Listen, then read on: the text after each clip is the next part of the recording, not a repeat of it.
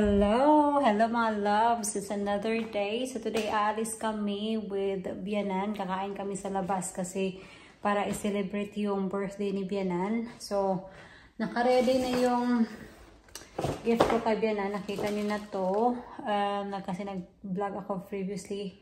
Hindi ko pa na-i-edit. And then, si Mr. kahapon pumunta siya sa Tesco para mang-grocery. At sinabihan ko talaga siya na dyan, huwag mong kalimutan na bumili ng flowers at card. At ayun na nga. Bumili ng flowers pero nakalimutan niya yung card. So, on our way to her house, I'm gonna go to Tesco first and buy her a card kasi baka magtampo yun. I'm just gonna put this away kasi nagplansya ako kanina ng aking mga uniform.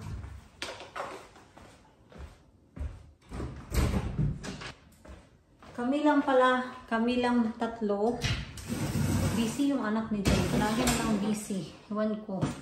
Meron din kasi silang sarili ng mga palangga.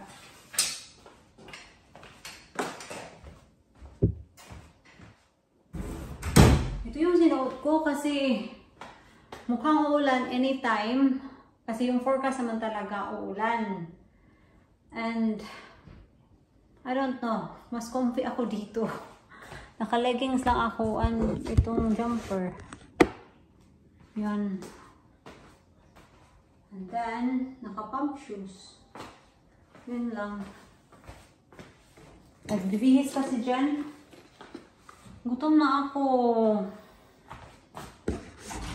1 o'clock pa yung ano namin. Yung table. At ano pa lang dito, 11:45. Anyway, there's a lot of you who are asking or nag-request sa reaction video ni Mr. Ito yung reaction ni Jan. Na alala nyo to? Pinost ko pa to. Ito.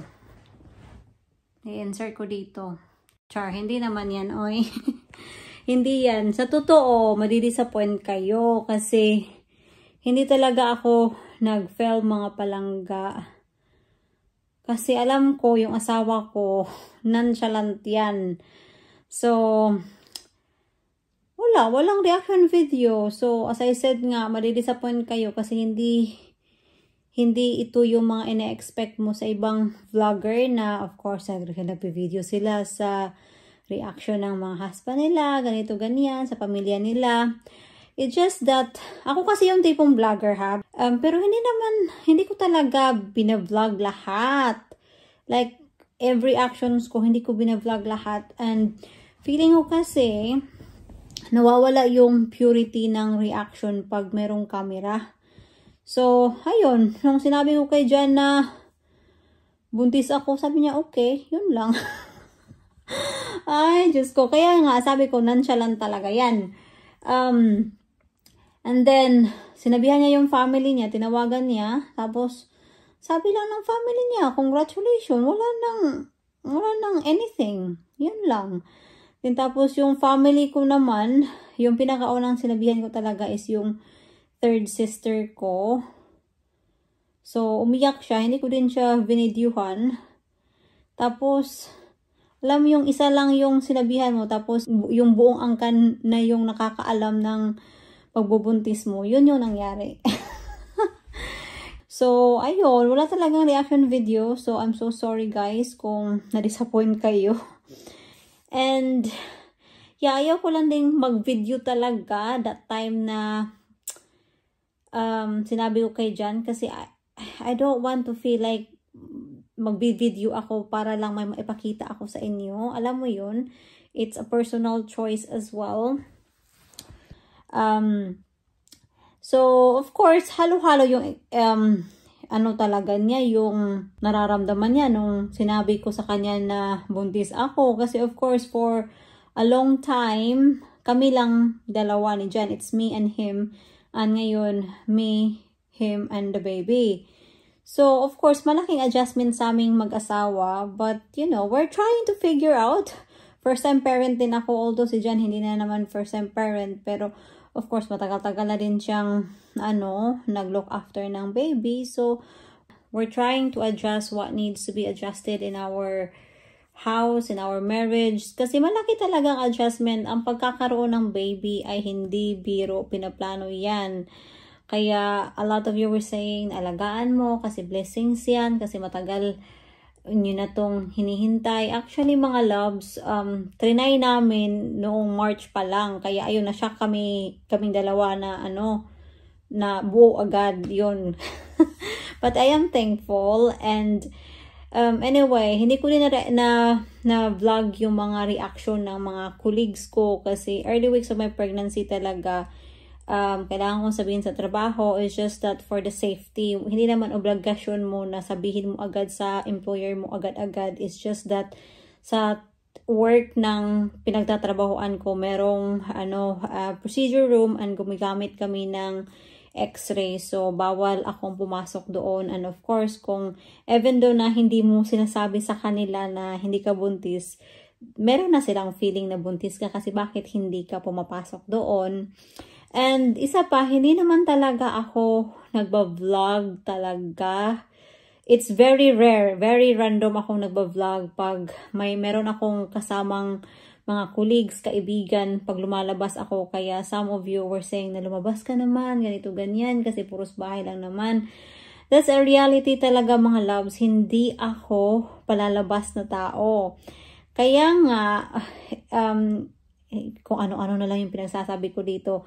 Anyway, but kaya nga, ang gusto ko sa isang kaibigan ko is hindi yung demanding sa time, if you know what I mean.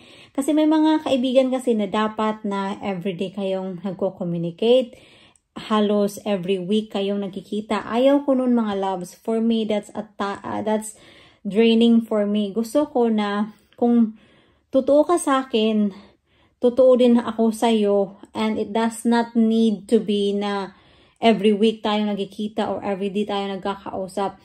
Para sa akin, ang opinion ko, hindi yan batayan na totoo kang kaibigan na dapat nag-uusap kayo every day or nagkikita kayo every weekend or anything like that. Para sa akin, kung sabihin ko sa iyo na totoo akong kaibigan, hindi talaga ako yung kaibigan na nagbabackstab or anything. Kaya kung nilalayuan na kita, I got a red flag of you. Kaya yung mga kaibigan ko dito, like si Ate Janice, si Ate Divina, yung iba kong kilala, bihira lang talaga kami nagkikita. Pero pag nakikita kami, sobrang chika talaga. Yun yung gusto ko. And then, yeah, ano pa ba? Ano pa ba yung gusto kong i-add? Basta ang dami. Ang daming mga ngayon, nabuntis na ako, sabi na naman nila, oh, bakit nagbuntis ka? Kasi ganito, ganyan, may edad na kayo, bla bla bla. Ano ba talaga yung gusto niyo? Ay, naku naman ninyo talaga. And meron ding nag-comment doon, hala, kakauwi mo lang sa Pilipinas, ngayon buntis ka na. Sino kaya yung ama? Si Jen ba kaya? Ganito, ganyan. Hindi ko din alam kung sino yung ama, honestly. Kaya, that answer your question, hindi ko alam. Ay, naku ninyo. Oy, sige na. Oy, sana ba yun si John? Honey! Are we going? I'm ready. I've been ready for you for ages. Ay, umuulan na nga mga loves. Ay. Hala ko, uy. Yan nasisimula lang umulan. Pasensyahan nyo na yung window namin sa labas. Sobrang malikabok, excuse me. Nag-acid reflux talaga ako. And, yan na yung mga dahon na laglag na. Halos wala nang dahon yung natin, yung mga kahoy. Come on now.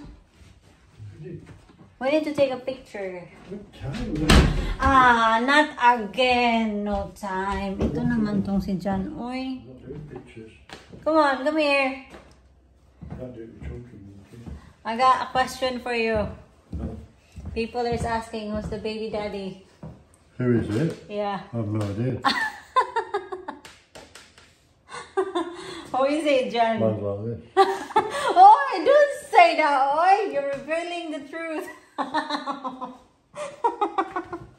Oh, di ba? Hindi niya alam kung sino yung ama. Kaya hindi ko din alam.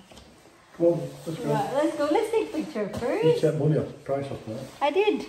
Yeah, I we're going did. to be late. Ay, naku naman to eh. Sige na nga. Wait lang, kukuha lang ako ng jacket. Yung black jacket ba?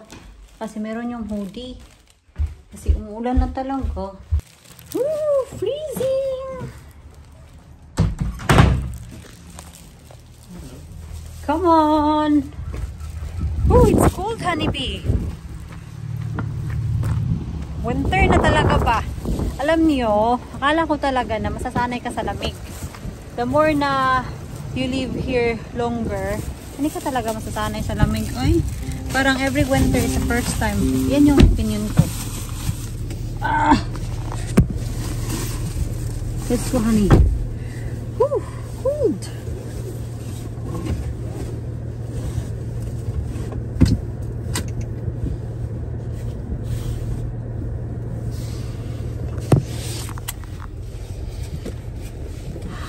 What's the temperature? 12 degrees. It doesn't feel like 12 degrees. Ito yung bulaklak. Pink. Hey. Oy, sorry. Sorry.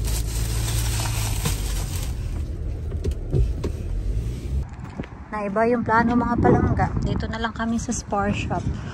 I got a card and I got my digestives. Hindi kami sure kung meron ba silang card sa Spar shop, pero meron pala. Right, I just need to write it down. Uy! That's mine! Stop that! I don't want them anyway. You don't want... Why? You like the chocolate one, aren't No you? chocolate on them. Right. Is it close? Dito na kami sa apartment niya. Yan, we're just gonna drop this off.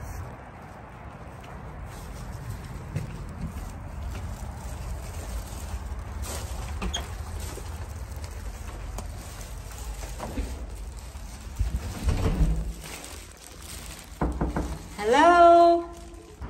Meron siyang steps dyan para maabot niya yung sasakyan.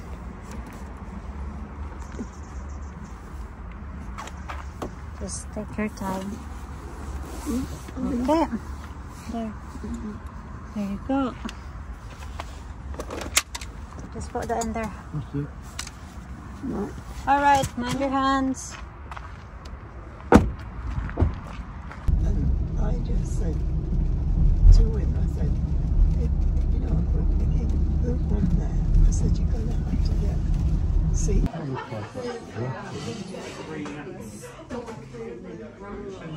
At the end, when it's all cooked, so at the end I just put a little What is that? Is that like a pork? Yeah, it is. I think it's a it's Yeah, like flat stuff. sausage. It's like sausage. Looks good. And I don't know what that is. Oh, that's parsnip. Yeah. And that's a Oh, Yorkshire. laki nito ho. And cabbage. Oh, this is just enough for me. That's enough for you. That's why I like going to places where, like, Bayview, we can get. I mean, a lot of them is picking these. Nandito na kami sa bahay. Sobrang busog ko mga loves kasi nag 3 course talaga ako. Yung main, sobrang ang dami. Ang laki ng portion ng ribs nila. And then, hindi ko maubos yung main ko.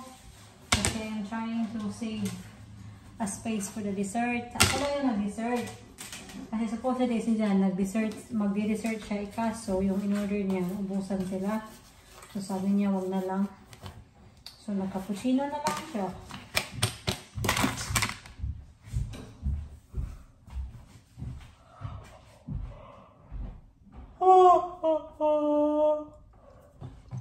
Pinaantok na ako.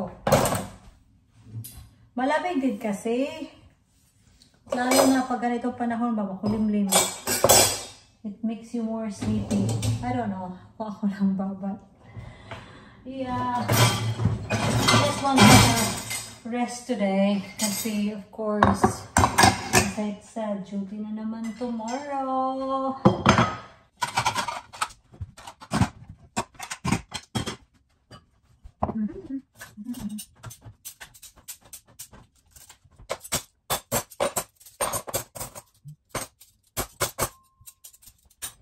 siya mga loves, mag-edit lang ako and probably I'll see you sa day off ko.